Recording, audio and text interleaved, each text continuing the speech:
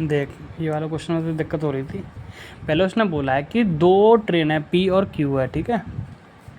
उसमें उसने जो ट्रेन की दोनों की लंबाई दे रखी है, किस में दे रखी है, 3:2 में। मतलब पी की जो लंबाई है कितनी है, 3x। अब मान लेंगे एक्स मान लेते हैं पीछे, 3x, और ये कितनी हो जाएगी, 2x हो जाएगी। सेपरेट सेपरेट मान लिया हमने, है ना।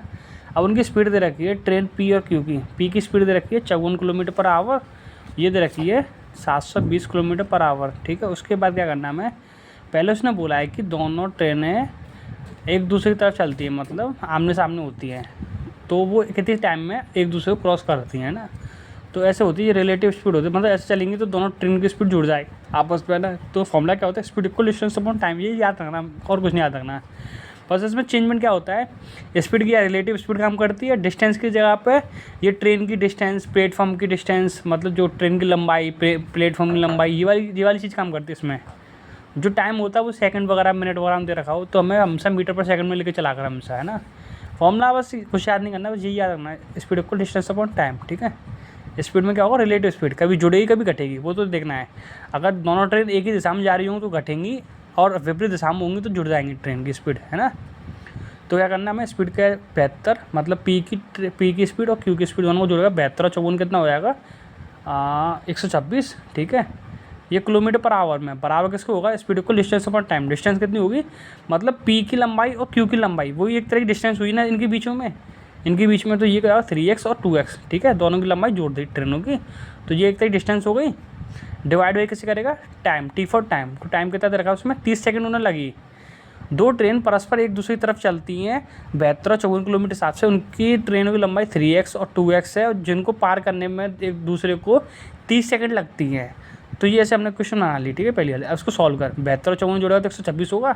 अब ये किलोमीटर पर आवर में और ये तो रखा है सेकंड में, तो अब ये दोनों मिसमैच चीज़ें हैं, मतलब दोनों विपरीत अलग अलग चीज़ें हैं। तो अब क्या करना पड़ेगा, चेंजमेंट करना पड़ेगा। तो हम किलोमीटर पर आवर को चेंज कर लेते हैं, किस में करेंगे, मीटर पर सेकंड में चेंज करेंगे। तो क्या करना पड़ेगा, 5 और 18 से इंटू करना पड़ेगा, ठीक है। तो और बराबर किसको हो जाएगा, 3x और 2x से थे 5x, डिवाइड बाई कितना हुआ, 30 सेकंड, ठीक है। अब हम करेंगे क्या, ये 6 से काटेंगे 18 को 3 बार, ठीक है। 6 से काटेंगे 18 को 3 बार, उसके बाद काटेंगे 6 से इसको काटेंगे 30 को 5 बार। अब ये 3 बचा, 3 से इसको काटेंगे 4 बार और 2 बार, है ना। तो 42 इंटू 5 बचा, बराबर होगा x, ये 5 से 5 कैंसिल होगा, तो x अपॉन कुछ नहीं बचा, खाली रह गया ना, शायद x अपॉन 5 था, नहीं सही है। ये 18 से काट लिया 126, यहाँ 42 बचा और खाली 5 बचा, बराबर होगा x के। तो x बराबर हो जाएगा 42 इंटू 5, कितना होगा, 210। उसके क्या करना है हमें, अब इन दोनों की डिस्टेंस निकालेंगे, पी की और क्यू की, मतलब ट्रेन की लंबाई तो निकालनी पड़ेगी। ये कितना दे रखा है, 3x दे रखा है, तो हमने 3x की वैल्यू निकाली, कितनी होगी, उसकी होगी 630 मीटर। जो पी की ट्रेन है, जिसकी ट्रेन की लंबाई है 630 मीटर। अब आगे क्वेश्चन में एक ट्विस्ट बोलता है अगला, कि अब क्या करना है कि जो 630 मीटर की उसकी लंबाई है, एक प्लेटफॉर्म को पार करवाना है, जिसको पार करने में 90 सेकंड लगते हैं, ठीक है। तो ट्रेन की लंबाई बतानी है पी वाली ट्रेन से, तो सिंपल निकाल लेंगे, speed equal distance upon time.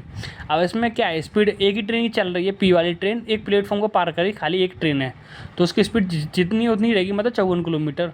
अब ये किलोमीटर पर आवर में इसको चेंज करेंगे किस में, मीटर पर सेकंड में, तो 5 और 18 से इंटू करेंगे, बराबर किसको, डिस्टेंस। डिस्टेंस कैसे होगा, ट्रेन की लंबाई प्लस प्लेटफॉर्म की लंबाई, क्योंकि यहाँ हम एक प्लेटफॉर्म को पार कर रहे हैं, ठीक है। 3 चीज़ होती हैं, किसी खंभे को पार करते तो ट्रेन अपनी लंबाई के बराबर डिस्टेंस होती है उसकी, है ना। अगर दो ट्रेन आपस में एक दूसरे को पार करती है तो दोनों ट्रेनों की लंबाई होती है, दोनों ट्रेन की लंबाई जोड़नी पड़ेगी।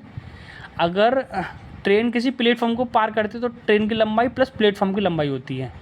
दोबारा समझाता हूँ, ट्रेन किसी खंभे, पेड़, आदमी, मतलब एक स्थिर आदमी, स्थिर मतलब एक जगह पर कोई चीज़ फिक्स रहती है, उस चीज़ को पार करने, मतलब जिसकी लेंथ बहुत कम होती है, नगण्य होती है, जैसे कि 1 मीटर मुश्किल से मुश्किल अप्रॉक्स, जैसे कि एक मतलब कोई आदमी होगा, कितना होगा यहाँ से था, थोड़ा सी होगा, एक आदमी कितनी लंबाई, वो साइड से मतलब देखेगा तो लेंथ कितनी, वो ब्रेथ कितनी होगी, बहुत कम होगी। तो उस हिसाब से हम खाली ट्रेन की लंबाई को मान के चलते हैं हम, है ना। तो इस वाली पहले ट्रेन की लंबाई, अगर दो ट्रेन होगी आपस में तो दोनों ट्रेनों की लंबाई जोड़ेंगे आपस में, है ना। अगर कोई एक ट्रेन और एक कोई प्लेटफॉर्म होगा तो दोनों की लंबाई को आपस में जोड़ेंगे, ठीक है, ये होता है। तो हमने यहाँ कर लिया 630 प्लस x डिवाइड बाई 90, ठीक है। 90 सेकंड में हमें पार करती है वो, है ना। अब क्या करना है, काटा पीटी करेंगे। 18 से इसको काटेंगे 90 को, कितने जाएगा 5 बार, 5 का इंटू इधर करेंगे, 5 5 25, 25 गुणा 54 करेगा तो कितना आएगा 1350। अब ये 630 प्लस एक्स हो जाएगा, 630 इधर जाएगा माइनस को हो जाएंगे, एक्स और आगे क्या होगा 620 मीटर। जो डिस्टेंस कितनी निकली 620 मीटर निकलेगी, ठीक है।